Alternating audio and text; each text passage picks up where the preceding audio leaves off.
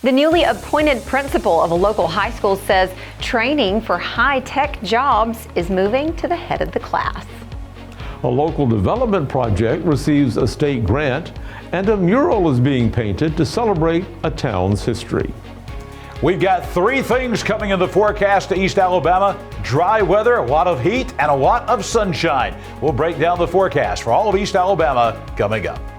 Coming up in sports, Champion Sports Academy hosted 10 volleyball teams today for a summer play date. We have more on that in just a minute as EAN Local News starts now.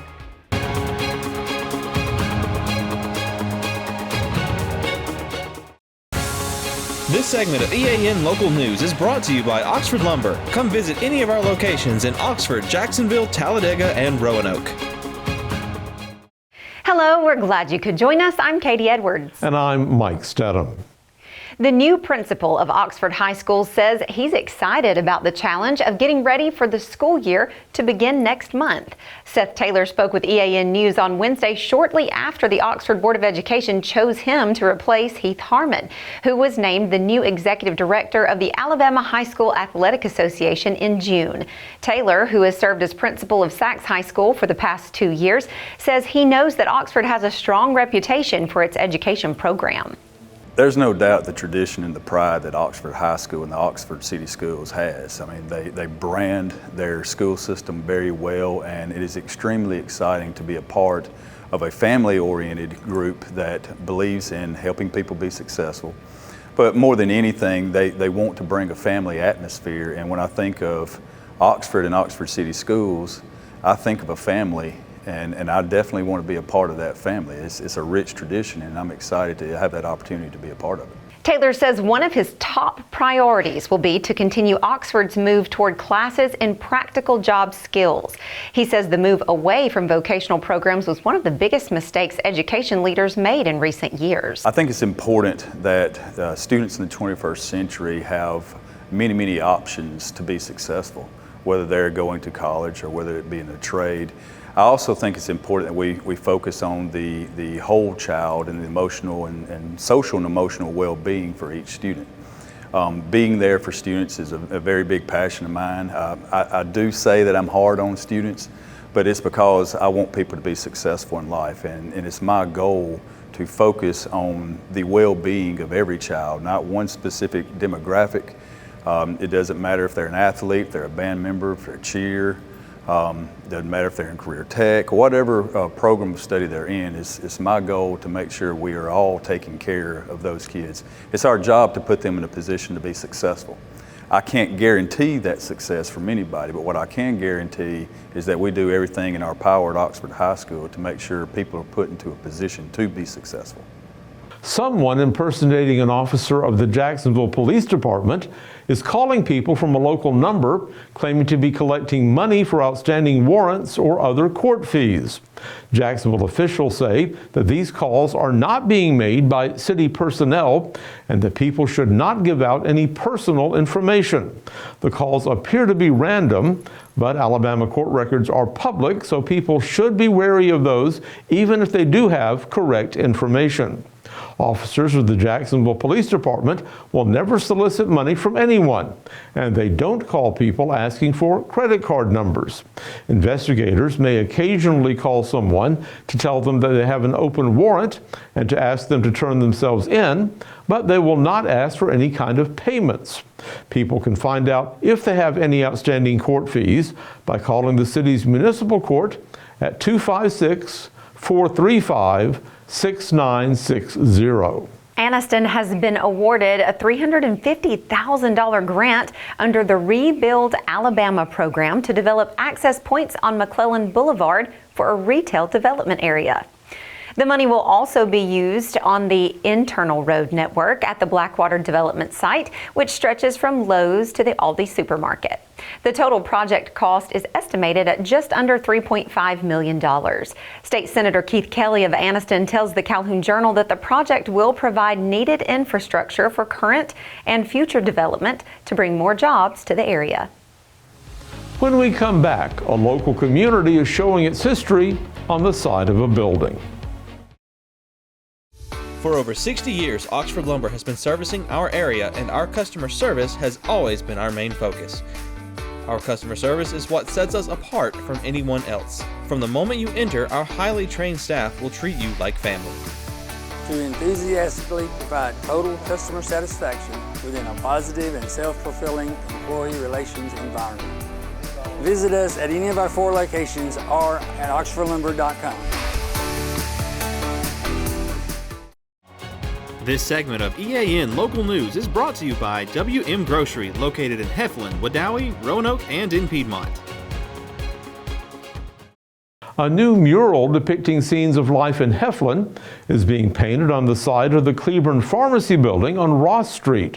Half of the funds for that project were raised by Heflin Main Street, which received grants to pay artist Dan Seymour of Outer Limits Arts and Media for the work.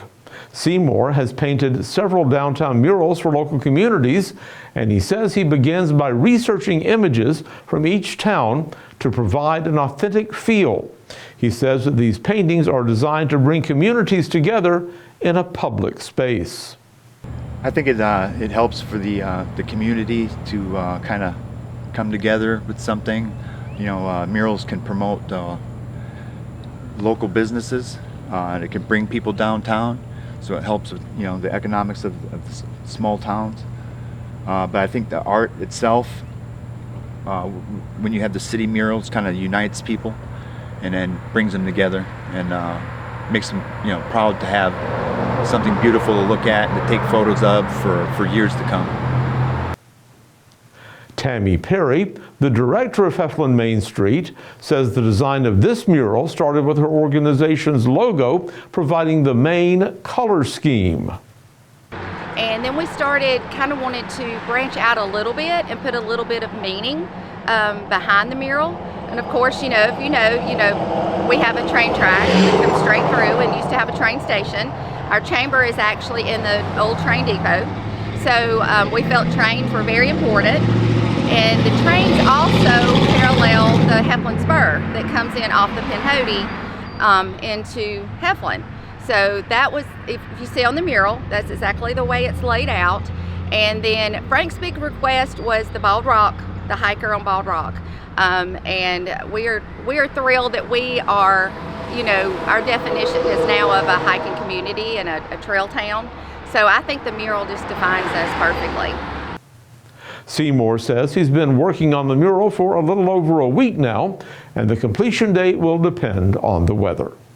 When we return, one community is planning a big celebration this weekend and next. Spring into freshness at WM. Celebrate the season with our bountiful selection of farm fresh produce. From juicy berries to crisp greens, taste the flavors of spring at WM. Visit us today and let the freshness bloom in every bite.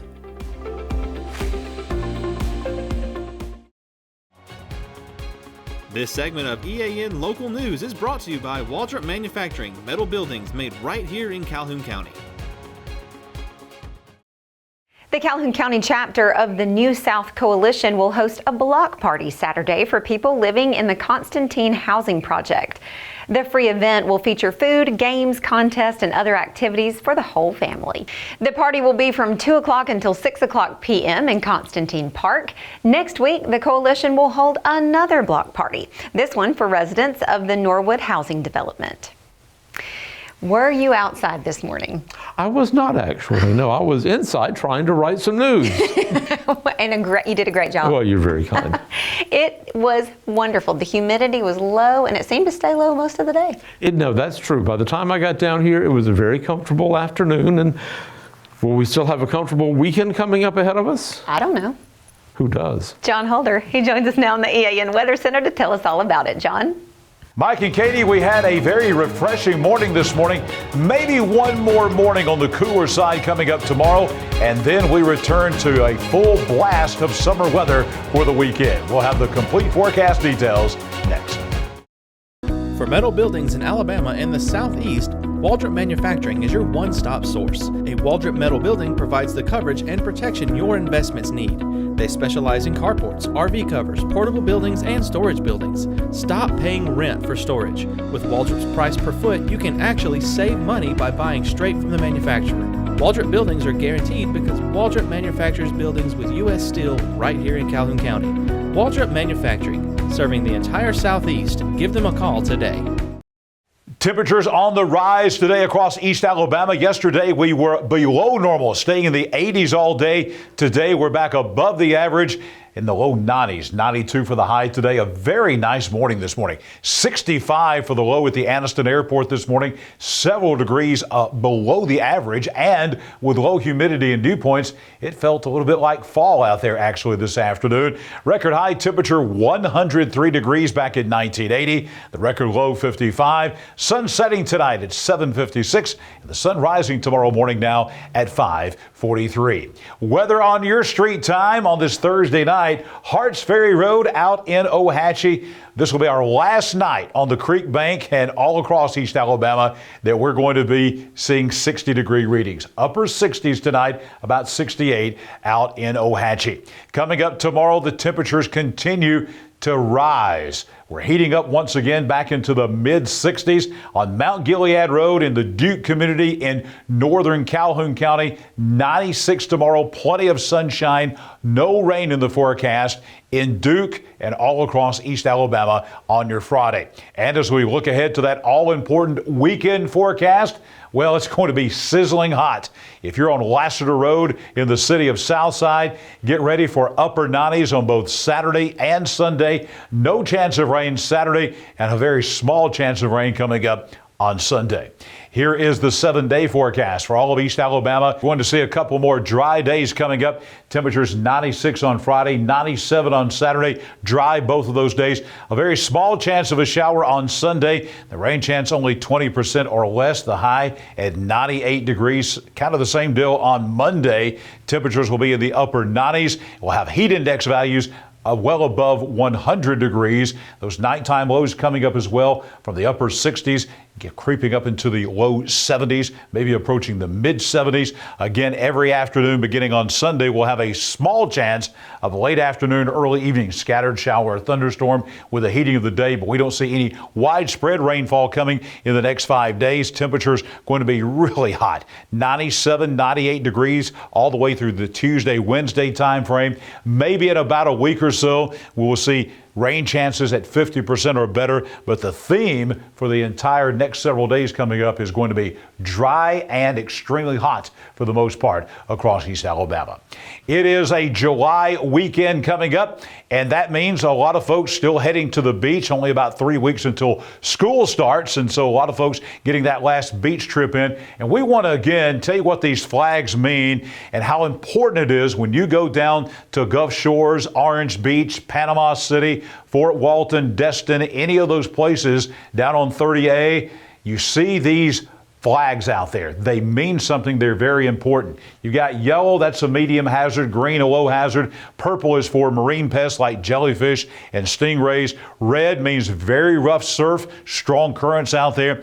And double red flags mean that the water is actually closed to the public. That means do not get in at all. We've had a lot of days already in the spring and summer where we have had this double red flag warning out of the beaches of Florida and Alabama on the Gulf Coast, meaning stay out of the water. And a lot of folks, and unfortunately a lot of those folks, are from Alabama that have been ignoring the double red flag warnings, and we have had lives lost, several lives lost because of rip currents, because of people ignoring these red flags and double red flags. So if you're going to the beach this weekend, or if you're going to the beach, haven't taken that vacation yet, the rest of July into the early part of August, pay attention to these flags. If you see red, the best thing to do is stay out of the water. I will be back here tomorrow morning at 6 a.m. We'll have your Friday day at a glance. I'll be back here tomorrow night for EAN Local News. We'll detail the weekend forecast for all of East Alabama as well. Coming up in sports, not only are the football players and the basketball players that we've been showing you this summer having play dates, but also volleyball getting some action this summer as well. Namath Pitts has all the action right now coming up in sports. Namath. Thanks, John. We're broadcasting today from Champion Sports Academy in Alexandria. Champion Sports Academy today hosted a volleyball play date that featured 10 teams. The Alexandria Valley Cubs were in action today with Coach Whitney Welch as they went head-to-head with the Donahoe Falcons in the morning session. Also a part of the morning session was Coach McKibben and the Oxford Yellow Jackets. They also played Westbrook Christian and Sandrock. All 5 of those teams played each other. They played 4 games apiece in the morning session. In the afternoon session, it featured Cedar Bluff, Weaver, Pleasant Valley, Hoax Bluff, and Coosa Christian. All 5 of those teams went head-to-head. Speaking of Champion Sports Academies, we talked with Jordan Costner, who is the Champions Volleyball Club Director, who told us more about Champion Sports Academy and talked more about the volleyball playdate. This week we have had a wonderful week of volleyball. We started the week off Monday and Tuesday doing a team camp where we had 6 teams come in that were at the junior high level. And then Wednesday morning, those girls got to play in a modified tournament. And then Wednesday afternoon, we came in with JV with 7 teams. And today we'll have 10 varsity teams coming in all around the county, Etowah County, a little bit Cherokee County. So we're kind of spread, which is great for this facility. We try to really reach these local schools. Tomorrow is our last day this week, and we'll have junior high, and we have 13 teams coming in. So that will conclude our play dates for the week, and we are very excited. We've done this for 6 years, and it just keeps growing, and we continue to try to put in a little bit extra for these girls so they can really start developing these skills at a younger age. We also have club volleyball. That starts up in August or with our tryout, and then we will, once school ball's finished, they will get a chance to really pick up with that, where we travel. We'll go to some local tournaments, but typically Atlanta area. We're trying to go to the national, which would be next summer. So it's this program that we have here, it really has truly blossomed over the past few years. One of the teams that was in action today in the morning session was the Alexandria Valley Cubs. Alexandria is led by head coach Whitney Welch, who has already won 1 state championship at Alexandria and believes her team can win number 2 this season. They are led by Erin Spradley, who returns for the Valley Cubs. We talked with Coach Whitney Welch, who talked more about what she felt like her team did today and maybe something that she learned about her team as well. Yeah, we're excited to be here at Champions today. I'm loving this team so far. I like their energy and their togetherness. I think we have some question marks in some areas as far as how we want to set up our passing, and then also maybe who our outside is going to be. I think that we can stay and switch a lot in some areas so that our right sides and outsides can be as strong, I guess, as we need them to be. So those are mainly my question marks right now, is just, you know, I'm big on ball control and passing, so we got to figure that out and who we want to have in those positions to make us the best that we can be. And then also, you know, just kind of our outside. We did lose 5 last year, so just trying to kind of, I guess, build the puzzle again is just sort of where we are. But I thought we played well today, and I don't know, I think that might have been our 11th match, and I think we've won 10 out of 11, if you will. I know nobody wins, but I think that we've done pretty well over the last 2 days, even with the question marks that we have. So hopefully through camp at Sanford, we'll have those question marks answered and kind of be ready to roll. So I'm excited about this season with our new team. Another team that was in action today was the Donahoe Falcons. Coach Anna Taylor's team only lost 1 senior from a year ago in Estella Cannell. They obviously are led by Sam Wakefield and many others. The Donahoe Falcons believe that although they're moving from Class 2A to Class 3A, they still can very much bring home another state championship under state championship coach Anna Taylor. We talked with Coach Anna Taylor, who talked more about today and talked a little bit about what she learned about her Falcons. Okay, today we're a little bit slow getting back into things. We had all of our players here, but we definitely were a beat off, not quite playing as cohesively as a team. But we also saw a lot better competition for the area this week. So what I wanted to do today was really see us against some of the big hitters that we're gonna be seeing in county play and also in area play. So we definitely have a little list of some things to work on. But one of the things that we really didn't do well today was play cohesively and together as a team. We're going to work on some things defensively. Of course, we've got to work on some more offensive, speeding up our offense and spreading the ball out. But once again, even if this is where we're playing when we're one beat off, I'm very proud of the girls. And it definitely gives us some things to spring into after dead week. The final local team that competed in the morning session was the Oxford Yellow Jackets. Coach McKibben's team made it to the state tournament last year before falling to Bayside Academy. Brooks is going to be a big-time player for the Yellow Jackets this season, and they feel like they can make a push in Class 6A. We talked with Coach McKibben's today, who talked more about how she felt like her team played today. Yeah, we were scrappy. I thought we did well today. We had some kids that weren't here for other commitments, but for the ones that were here, they did really well today, so I'm very proud of them. We were very scrappy and proud of what we did today. That's it for EAN Local Sports. Let's go back over to Mike and Katie. Thanks for that update, Namath, and we thank you for watching today. You know, you can find us every weeknight on Facebook and YouTube and on a variety of sites, including our website, the Calhoun Journal, and Newsbreak. Just go to the platform of your choice and watch our news, sports, and weather coverage whenever it's convenient for you. We'll see you back here Friday for your news on your schedule.